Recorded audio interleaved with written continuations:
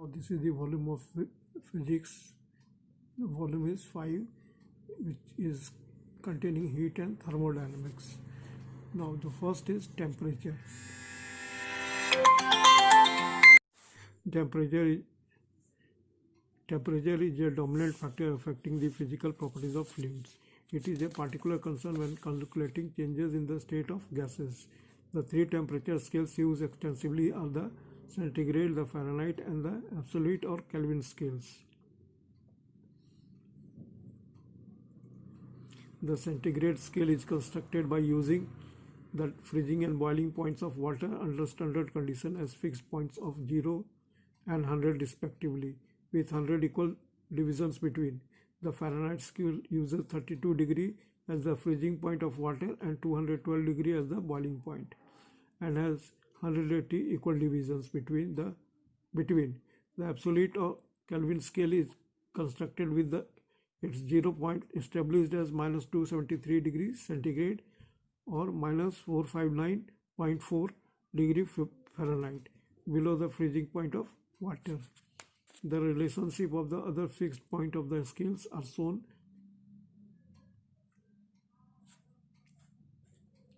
in the figure B.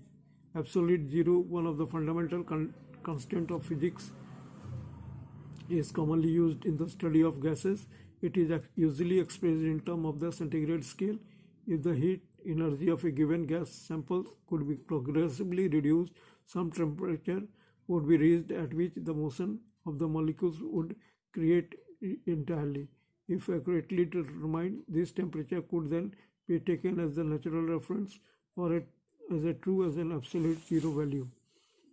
Experiments with hydrogen indicated that if a gas were cooled to minus 273.16 degrees centigrade in bracket used as minus 273 degree for most calculation, all molecular motions would cease and no additional heat could be extracted from the substance.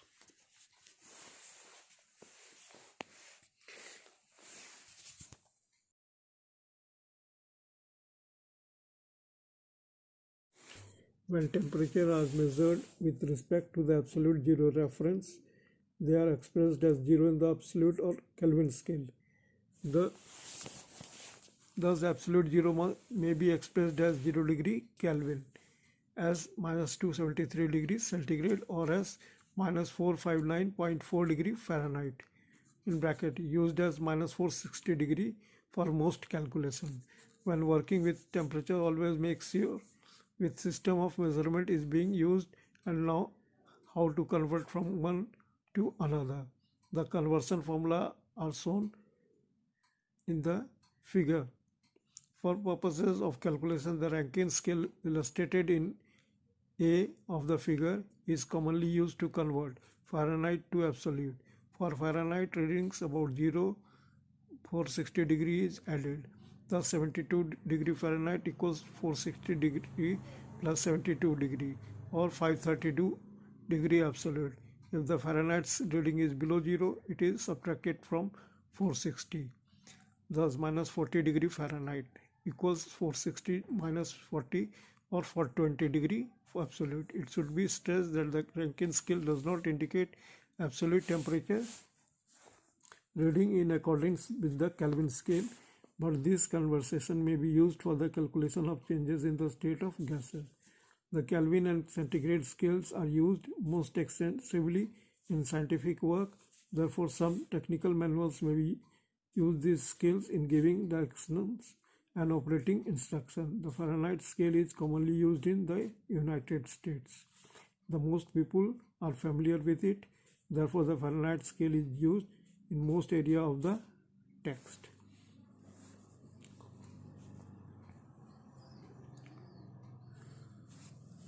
Now, kinetic theory of gases. Before that, we must understand the compressibility and expansion of gases. The two major differences between gases and liquids are their compressibility and expansion characteristic. Although liquids are practically incompressible, gases are highly compressible. Gases completely fill an enclosed vessel in which they are contained, but liquids fill a container only to the extent of their normal value. Kinetic theory of gases. The simpler structure of gases makes them readily adaptable to mathematical analysis, from which have evolved a detailed theory of the behavior of gases. This is called the kinetic theory of gases. The theory assumes that a body of gas is composed of identical molecules which behave like minute elastic spheres, spaced relatively far apart and continuously in motion. The degree of molecular motion is dependent upon the temperature of a gas.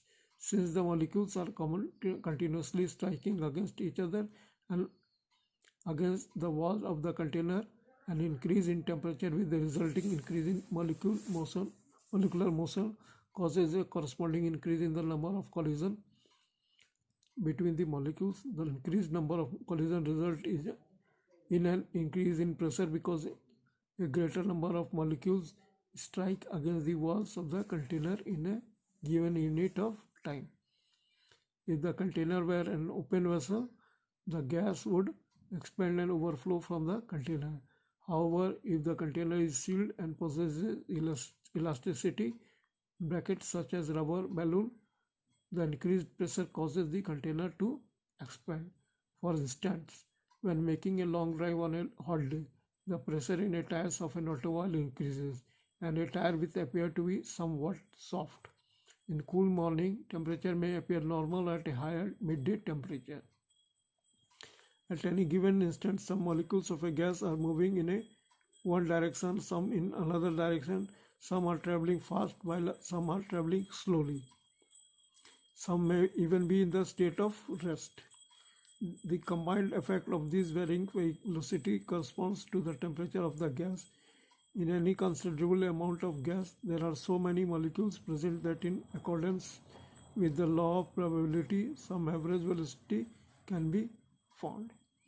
If the average velocity were possessed by every molecule in the gas, it would produce the same effect at a given temperature as the total of many varying velocity. Now, Boyle's law. As previously stated, compressibility is an outstanding characteristic of gases. The English scientist Robert Boyle was among the first to study this characteristic, which he called the springiness of air. By direct measurement, we discovered that when the temperature of the combined sample of gas was kept constant and the pressure doubled, the volume was reduced to half the former value.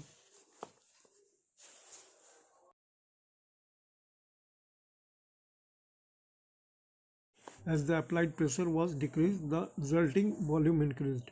From these observations, he concluded that for a constant temperature, the product of the volume and pressure of an enclosed gas remains constant.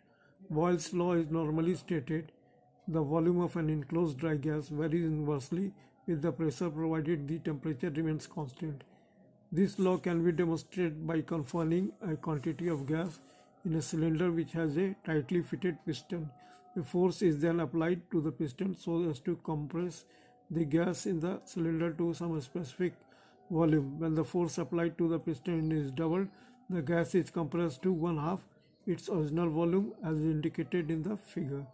In the equation form, the relation may be expressed either capital V1, capital P1 equals to capital V2, capital P2, or capital V1 by capital V2 equal to capital P2 by capital P1, where V1 and P1 are the original volume and pressure, and V2 and P2 are the revised volume and pressure. Example of Boyle's law: 4 cubic feet of nitrogen are under a pressure of 100 psi G. The nitrogen is allowed to expand to a volume of 6 cubic feet.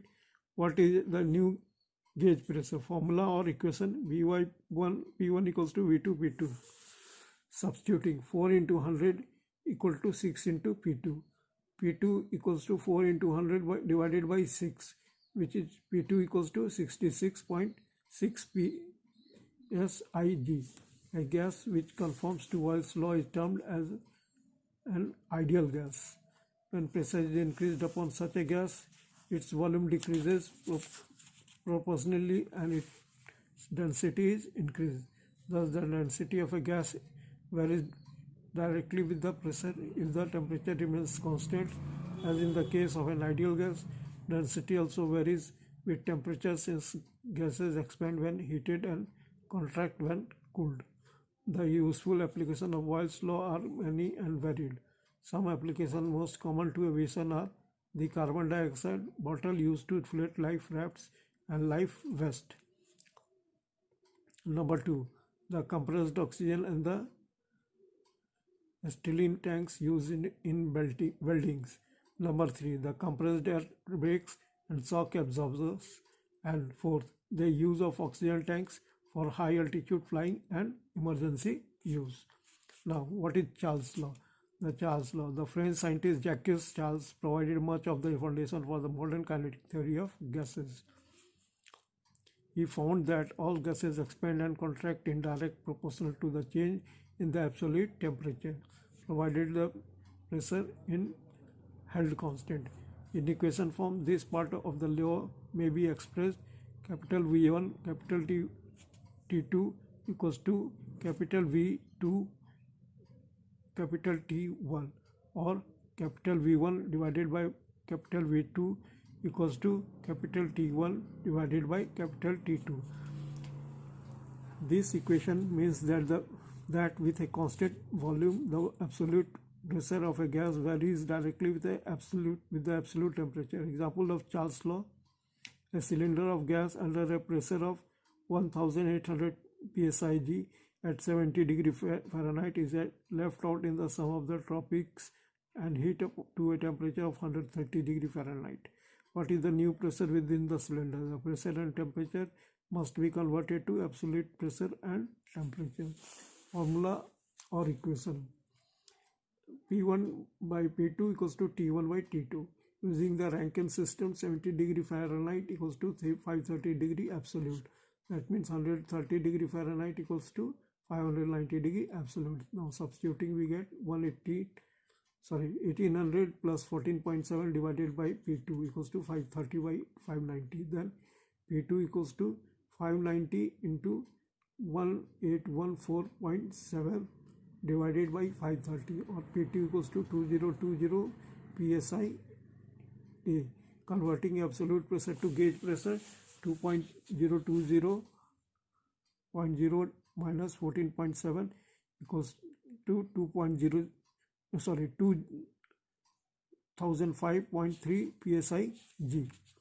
Free balloons flights into the atmosphere, the expanding gases of jet-propelled aircraft, and the effect of clouds and weather on instrument recordings may be explained by the use of Charles' law. Here are practical application of law of physics that aid the pilot, air controller, and aerographer in the work. Flying is made safer when humans are able to apply this law in handling weather data so vital to aviation. General gas law. The facts concerning gas discussed in the preceding section are summed up and illustrated in the figure given.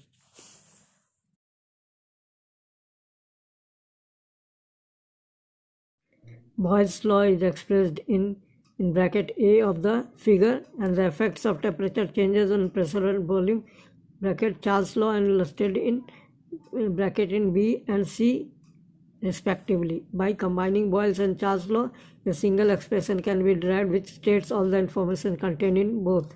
This expression is called the general gas law, a very useful forms of which is given in the following equation. Note: the capital P and T signify absolute pressure and temperature respectively.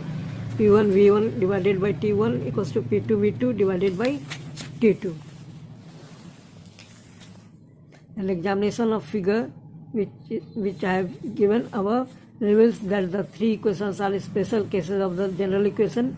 Thus, if the temperature remains constant, T1 equals to T2, and both can be eliminated from the general formula, which then reduces to the form shown in A, when the volume remains constant, V1 equals V2, reducing the general equation to the form given in B. Similarly, P1 is equated to P2 for constant pressure, and the equation then takes the form given in C. The general gas law applies with exactness only to ideal gases in which the molecules are assumed to be perfectly. However, if describe the behavior, the general gas law applies with exactness only to ideal gases in which the molecules are assumed to be perfectly elastic. However, it describes the behavior of actual gases with the sufficient accuracy for most practical purposes. Two examples of the general equation follow. Number 1. 2 cubic feet of a gas at 75 psig and 80 degree Fahrenheit are compressed to a volume of 1 cubic feet and the heated to a temperature of 300 degree Fahrenheit. What is the new gauge pressure? Formula or equation: P1 V1 divided by T1 equals to P2 V2 divided by T2. Using the Rankine system, 80 degree Fahrenheit equals to 540 degree absolute, 300 degree Fahrenheit equals to 760 degree absolute. Substituting 75 plus 14.7 into 2 divided by 540 equals to P2 into 1 divided by 760. Then 179.4 divided by 540 equals to P2 by 760. P2 equals to 179.4 into 760 divided by 540. P2 equals to 252.5 psi. Converting absolute pressure to gauge pressure, 252.5 minus 14.7, which gives 237.8 psi g. Now number 2. 4 cubic feet of a gas at 75 psig and 80 degree Fahrenheit and compressed to 73.8 psig and heated to a temperature of 300 degree Fahrenheit. What is the volume of the gas resulting from this gauges? Formula equation: P1 V1 divided by T1 equals to P2 V2 divided by T2. Using the Rankine system, 80 degree Fahrenheit equals to 540 degree absolute, 300 degree Fahrenheit equals to 760 degree absolute. Substituting 75 plus 75 plus 14.7 into 4 divided by 540 equals to 237.8 plus 14.7 V2 divided by 760. Then 89.7 into 4 divided by 540 equals to 252.5 into V2 divided by 760, or V2 equals to 358.8 into 760 divided by 540 into 252.5, which is V2 equals to 2 cubic feet.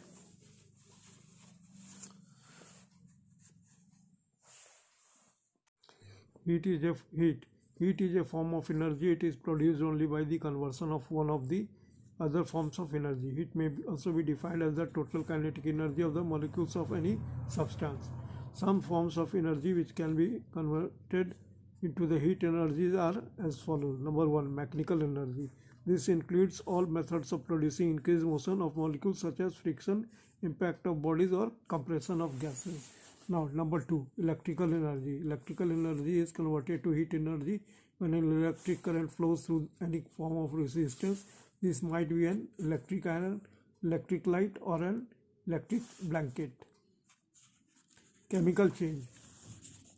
Most forms of chemical reactions convert stored potential energy into heat.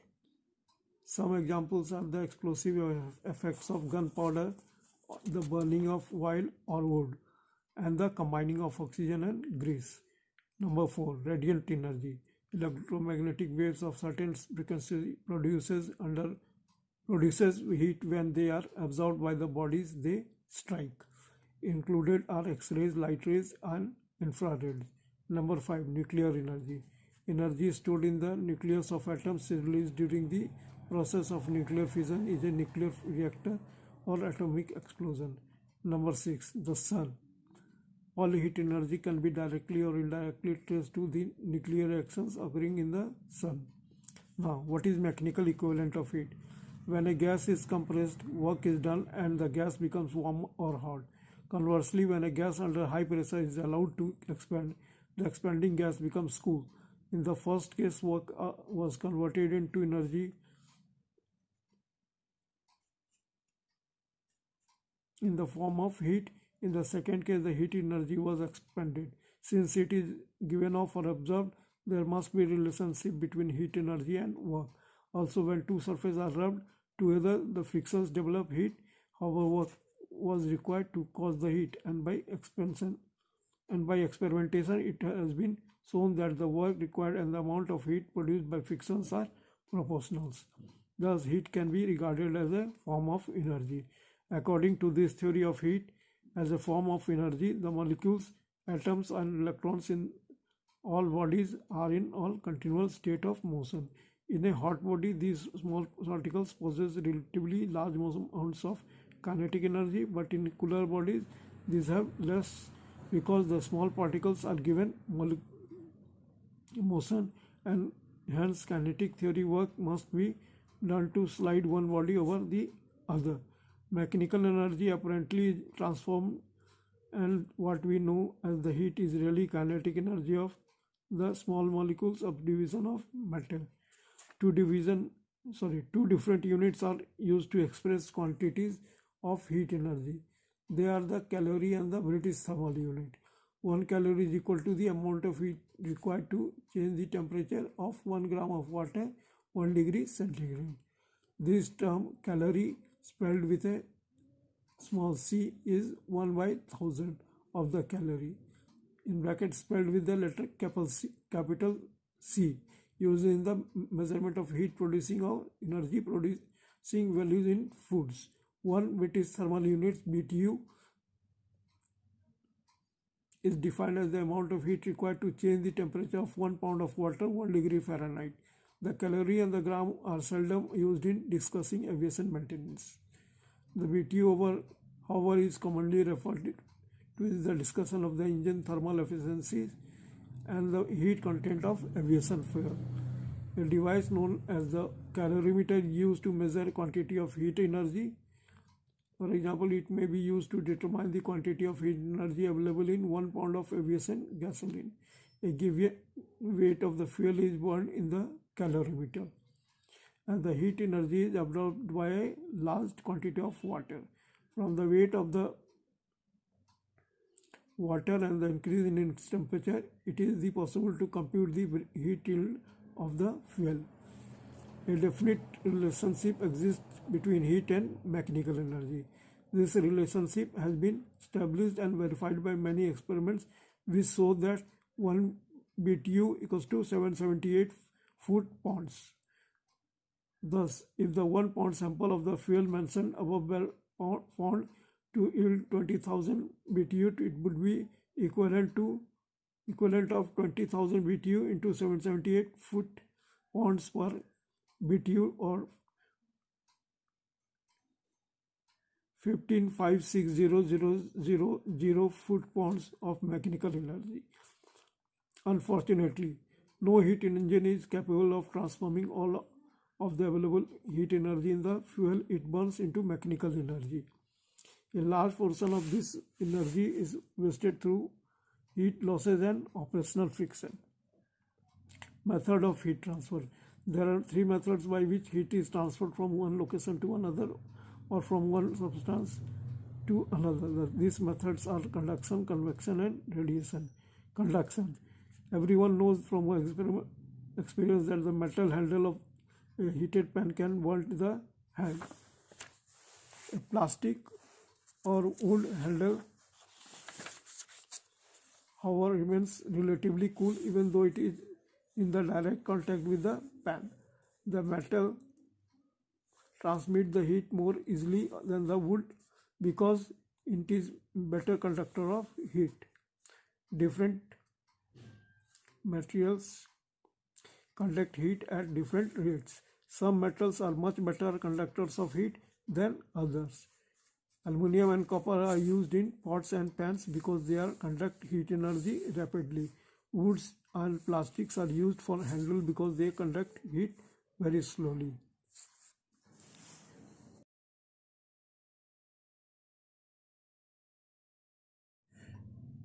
Figure illustrates the different rates of conduction of various metals. 4 rods of different metal have several wax rings standing on them. One flame is used to heat one of each of the rods simultaneously. The rings melt and drop off the copper rod first, then from the aluminum rod, then from the nickel rod, and last from the iron rod. This example shows that among two or four metals used, copper is the best conductor of heat and iron is the poorest. Liquids are poorer conductor of heat than metal, which can be seen in the figure.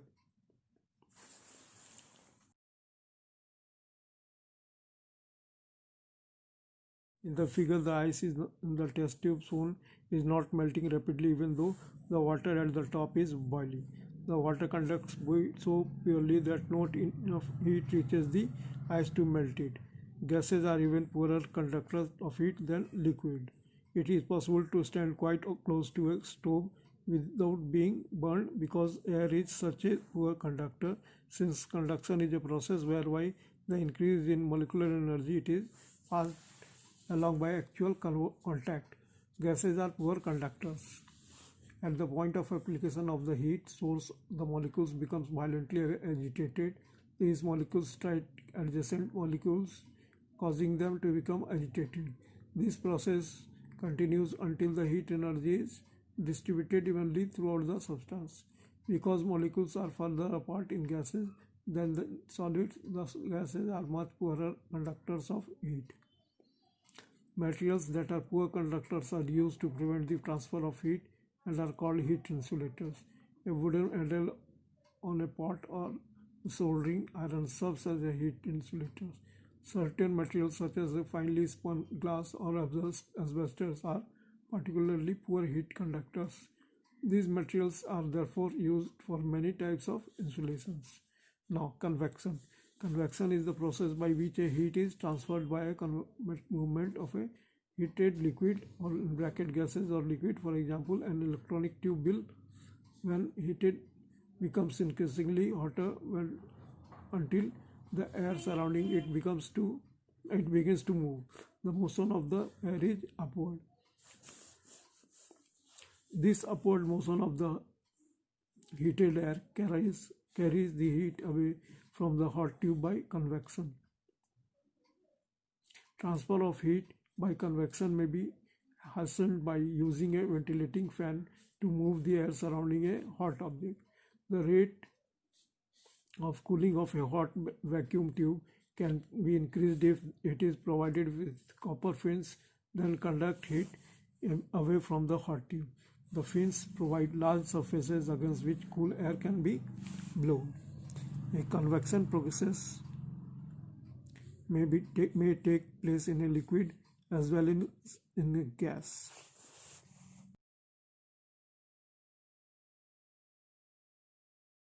In this figure, it shows a transformer in an oil bath. The hot oil is less dense in bracket, has less weight per unit volume and rises while the cool oil falls, is heated and rises in turn.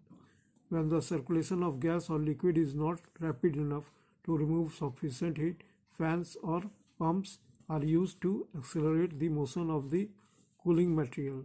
In some installations, pumps are used to circulate water or oil to help cool large equipment. In airborne installation, electric fans or blowers are used to aid convection. Now, radiation. Conduction and convection cannot only account for some of the phenomena associated with heat transfer. For example, the heat one feels when sitting in front of an oven can be transferred by convection because the air currents are moving towards the fire. It cannot be transferred through conduction because the conductivity of the air is very small and the cooler currents of air moving toward of the free would more than overcome the transfer of heat outward. Therefore, there must be some way for heat to travel across space other than by conduction and convection. The existence of another process of heat transfer is still more evident than the heat from the sun is considered, since conduction and convection take place only through some medium such as a gas or a liquid. Heat from the sun must reach the earth by another method. Since space is an almost perfect vacuum. Radiation is the name given to the third method of heat transference. The term radiation refers to the continual emission of energy from the surface of all bodies. This energy is known as radiant energy. It is in the form of electromagnetic waves, radio waves, or X-rays, which are all alike except for a difference in wavelengths. These waves travel at a velocity of light and are transmitted through a vacuum more easily than through air because air absorbs some of them. Most form of energy can be tracked back to the energy of sunlight. Sunlight is in the form of radiant heat energy which travels through space to reach the earth. These electromagnetic heat waves are absorbed when they come in contact with non-transparent bodies.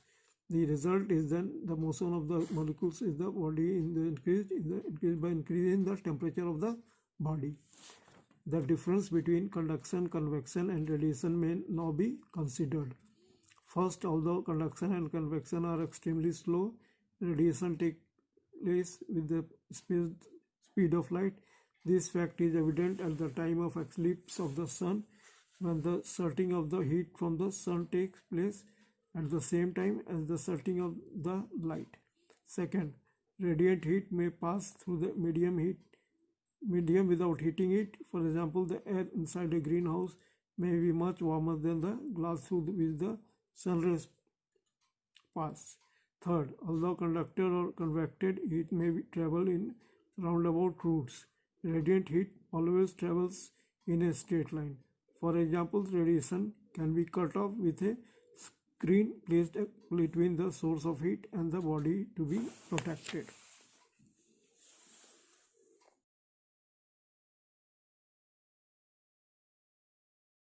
The sun, a fire, and an electric light bulb all radiate energy.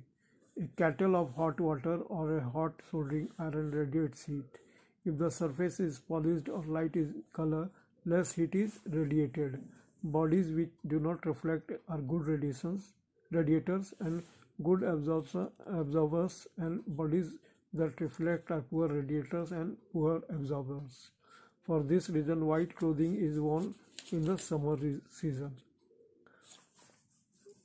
A practical example of the control of the loss of heat is the thermos bottle. The flask itself is made of two walls of glass separated by a vacuum. The vacuum prevents the loss of heat by conduction and convection, and a silver coating on the walls prevents the loss of heat by radiation. Now, what is the specific heat? However, we have discussed earlier also, but here in this context, one important weight in which substance differs in one requirement of different quantities of heat to produce the same temperature change in a given mass of the substance. Each substance requires a quantity of heat called its specific heat capacity to increase the temperature of a unit of its mass 1 degree centigrade. The specific heat of a substance is the ratio of the specific heat capacity to the specific heat capacity of water. The specific heat is expressed as a number which, because it is in the ratio, has no units and applies to both the English and the metric systems. It is fortunate that water has a high specific heat capacity. The larger bodies of water on the earth keep the air and solid matter and on near the surface of the earth at a fairly constant temperature. A great quantity of heat is required to change the temperature of a large lake or river. Therefore, when the temperature falls below that of such bodies of water, they give off large quantities of heat. This process keeps the atmospheric temperature at the surface of the earth from changing rapidly. The specific heat values of some common materials are listed. Thermal expansion. Thermal expansion take the place in solid, liquid and gases when they are heated. With few exceptions, solids will expand when heated and contract when cooled. Because of the molecular of solids are much closer together and are more strongly attracted to each other The expansion of solids when heated is very slightly in comparison to the expansion of liquids and gases. The expansion of fluids have been discussed in the study of Boyle's law. Thermal expansion in solid must be explained in some details because of its close relationships to aircraft metal and materials.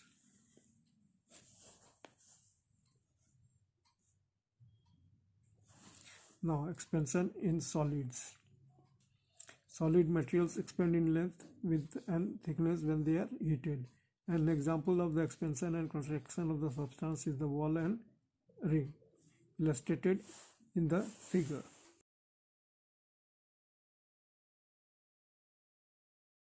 The ball and ring are made of iron. When both are at the same temperature, the ball will barely slip through the ring. When the ball is heated or the ring is cooled, however, the ball cannot slip through the ring. Experiments show that the given change of temperature, the change in length or volume is different for each substance. For example, a given change in temperature causes a piece of copper to expand nearly twice as much as a piece of glass of the same size and shape. For this reason, the lead wires into the electronic tube cannot be made of copper but must be made of metal that expands at the same rate as glass.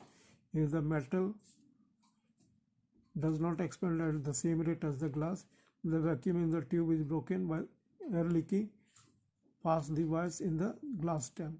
Because some substances expand more than others, it is necessary to measure experimentally the exact rate of expansion of each one.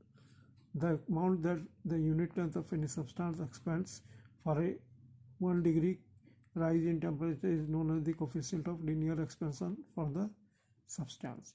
Now, what is coefficient of expansion? The estimate the expansion of an object such as steel rail, it is necessary to know the rings about it, namely its length, the rise in temperature to which it is subjected, and the coefficient of expansion. This relation is expressed by the equation expansion equal to coefficient into length into rise in temperature. That is, small e equals to small k into capital L in bracket small t2 minus t1. In the equation, the letter small k represents the coefficient of expansion for the particular substance. In some instances, the Greek letter alpha is used to indicate the coefficient of linear expansion. If a steel rod measures exactly 9 feet at 21 degrees centigrade, what is the length at 55 degrees centigrade? The value of K for steel is 10 into 10 to the power minus 6. If the equation E equals to K, small k into capital A into in bracket T2 minus T1 is used, then small e equals to 10 into 10 to the power minus 6 into 9 into 55 minus 21 in bracket will gives E equals to 0.000010 into 9 into 34, which is equals to G 0.00306. This amount, when added to the original length of the rod, makes the rod 9.00306 feet long. This increase in the length of the rod is relatively small, but if the rod were placed where it could be expanded freely, then it would be tremendous force exerted due to thermal expansion. The thermal expansion must be taken into consideration when designing airframes, power plant or related equipment. Now, there is a figure which will show the list of coefficient of linear expansion for common substances.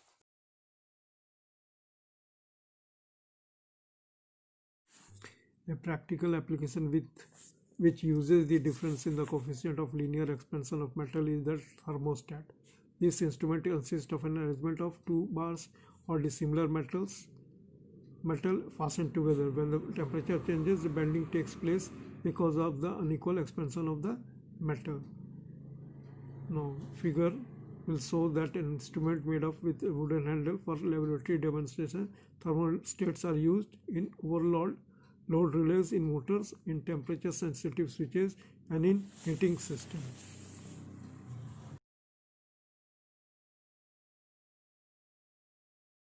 Laws of thermodynamics. There are two principal laws of thermodynamics which are the particular interest to the aviation technician. The term thermodynamics is defined as the branch of the science of physics dealing with the mechanical action and relation of heat. The first law of thermodynamics is similar to the law of the conservation of energy. This is, heat energy cannot be destroyed, it can only be changed in form. The second law of thermodynamics states that heat cannot flow from the body of a given temperature to a body of a higher temperature. That is, heat will only flow from a warmer body to a cooler body. Coldness is the absence of heat. Now, effects of heat on aircraft materials. In maintaining, servicing, repairing and operating aircraft and power plants, aviation technicians must be constantly aware of the effects of heat and the different materials and structures utilized in the design and construction of the parts or parts upon which they are working. Is seemingly simple operations such as sharpening a drill or cutting a place or cutting a piece of steel can generate sufficient heat to damage the drill or soften the teeth of the metal cutting saw. Special lubricants or cutting wires are often used in this case. Aluminium alloys used in the aircraft structures are usually heat treated to provide the maximum strength, hardness and toughening possible. If such an alloy should be subjected to temperature beyond a prescribed level, the alloy would lose its strength and might fall during operation. For this reason, some aluminum alloys cannot be welded. Carbon steels and alloy steels will be damaged to excessive temperatures. Some steels will maintain adequately strength after welding, while others must be reheat treated after welding. The technician must therefore make sure to follow the prescribed process and use the correct materials. Steels and other metals in an engine are often damaged when the engine is operated beyond safe temperature limits. Excessive heat in an engine causes problems as feathered piston rings, scored cylinders, burned valves, burned piston heads, burned bearings and bushings, and a number of other damages. The operator of an aircraft engine must observe carefully all observing limitations specified by the manufacturer. The very high temperature experienced in the operation of a gas turbine engine makes it necessary that certain parts of the engines be constructed of a high temperature alloys, often referred to as exotic metals. Such alloys often contain large percentage of cobalt, nickel, chromium and other metals which when alloyed provide great strength of high temperature as well as high temperature corrosion resistance. During the operation of the gas turbine engine, great care must be taken to observe the temperature limitation. The exhaust gas temperature (EGT) gauge provides an accurate indication of the temperature when the engine and must be watched closely, particularly during starting and acceleration. If the temperature limitation are exceeded, it is likely that turbine blade, turbine vents and combustion will be burned or otherwise damaged. In such cases, it is required that the hot section of the engine be disassembled for inspection and repair.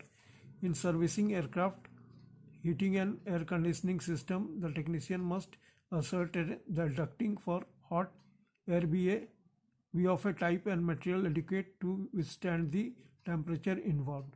The temperature of air in hot air ducts is often at a level which will burn or otherwise damage materials that are not designed for high temperature. In replacing ducts, the technician must replace parts with the correct part number as specified by the manufacturer. Many types of plastic materials are used throughout modern aircraft. Some plastics can withstand relatively high temperatures, while others will melt or burn. The thermoplastic plastics will melt or soften when exposed to excessive temperatures, while thermosetting plastic will burn, char, shrink, or crack when overheated. The technician must assure that the type of plastic material being installed is correct for the temperature to which it will be subjected. As explained previously, metals expand and contract with changes in temperature. As increases in temperature usually means an expansion of the metal. Since different metals have different coefficient of expansions, designers must allow clearance and other features which will permit the expansion and contractions to occur without warping or overstripping the materials involved. For example, an aluminum alloy fuselage expands more rapidly than the steel control cables. When temperature increases, it is necessary, therefore, to install automatic tensions adjusters with control cables for large aircraft.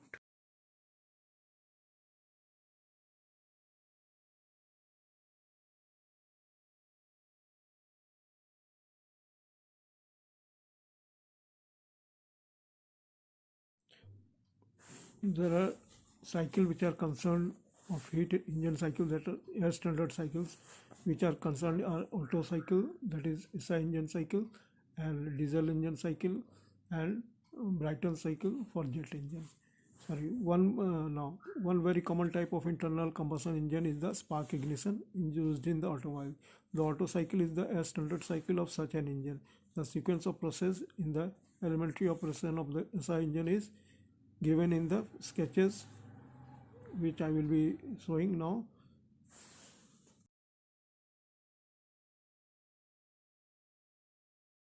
Process 1-2 is the intake. The inlet valve is open. The piston moves to the right, admitting fuel air mixture into the cylinder at a constant pressure. Pressure 2-3, compressor. Both the valves are closed. The piston compresses the combustible mixture to the minimum volume. Process 3-4, combustion. The mixture is then ignited by means of a spark. Combustion takes place and there is an increase in temperature and pressure. Process 4-5, expansion. The products of combustion do work in the pistons, which moves to the right, and pressure and temperature of the gases decreases. Process 5-6, blow down. The exhaust valve opens and the pressure drops to the initial pressure. Process 6-1, exhaust. With the exhaust valve open, the piston moves inward to expel the combustion products such as the cylinder at constant pressure. The series process as described above constitute a mechanical cycle and not a thermodynamic cycle. The cycle is completed in 4 strokes of the piston. Now figure this will show a standard cycle, which is an Otto cycle corresponding to the above engine. It consists of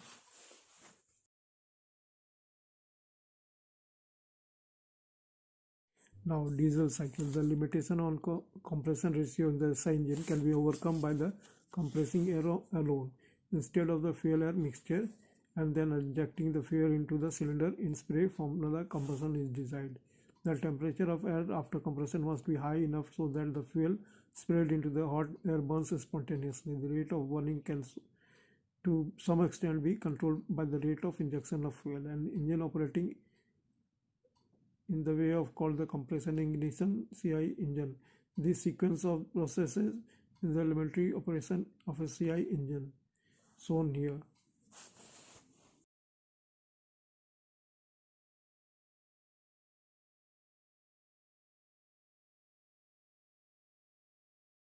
Process 1-2, intake.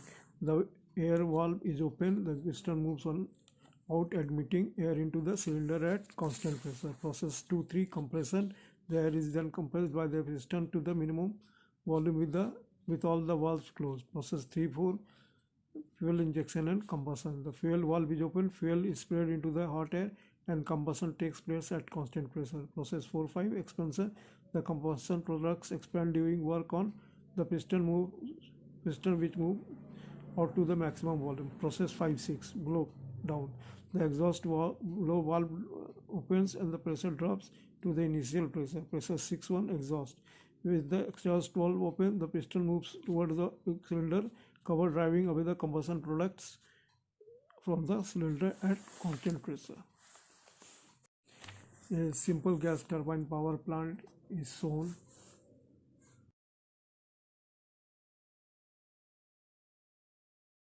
Air is first compressed adiabatically in process AB, and then enters the combustion chamber where fuel is injected and burned essentially at constant pressure in process BC, and then products of combustion expand in the turbine to the ambient pressure in process CD and are thrown out to the surroundings. The cycle is open. The state diagram on the PV coordinates is shown in the figure.